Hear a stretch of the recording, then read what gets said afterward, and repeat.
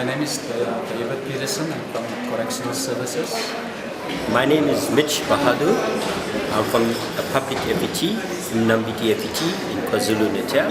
The impression I've had is that people have engaged with the policy, but we're now getting to the point of the deeper understanding, and that's why there's quite a lot of talk and discussion and asking of more the how questions and clarification questions as a precursor, I think, to the implementation issues.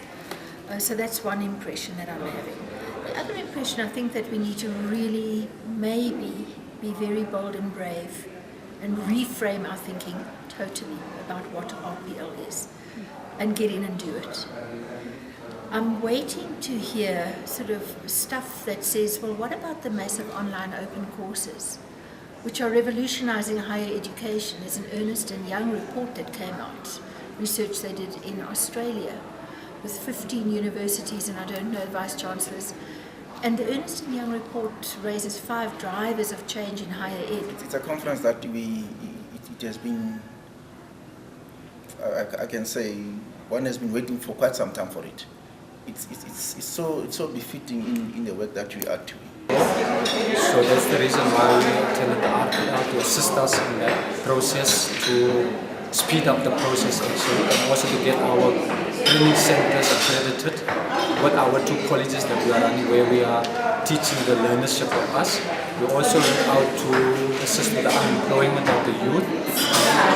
In particular, I'm very impressed with the revised policy for RPL, and in the sense that this is going to help our sports coaches to be RPL, and of course address the kind of apartheid systems where we had coaches that trained and had qualifications for many years, but clearly didn't get a role for coaching or didn't get some sort of nomination. And clearly, in the sense going forward, we would have now coaches that are skilled and qualified with the RPL process. Time to time confronted with situations where you find people having gone through some life experiences and stuff like that in relation to what you're doing, and you tend to ask yourself, how do you link the two? Now, I think with this conference, it's addressing exactly that, to say, to give us a way forward, or it's mapping a way forward to say, how best can we deal with issues that are RPL related, you know? And we need to recognize that as career paths are changing, people could be RPL to go in a different career direction, RPL for promotion, RPL to do a whole lot of different things. So I think we still have RPL in a box, and I'm waiting to hear some of that.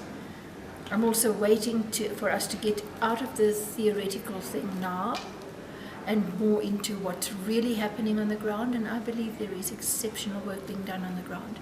At SACWA we're very involved. My colleague Lofi Nodia and I are very involved in 20 projects, hands-on projects, and we're seeing a range and diversity of contexts, people, levels, and we're applying principles. So I think that's what I'm waiting for, but I think the conference is very necessary. The conference has been very fascinating thus far, in that we are presented to different views, different viewpoints, and in a strange way it all just seems to come together. So a lot of work has gone in since the last conference to now, to be able to make it easy, to be able to understand and to put it into perspective. So thus far, job well done.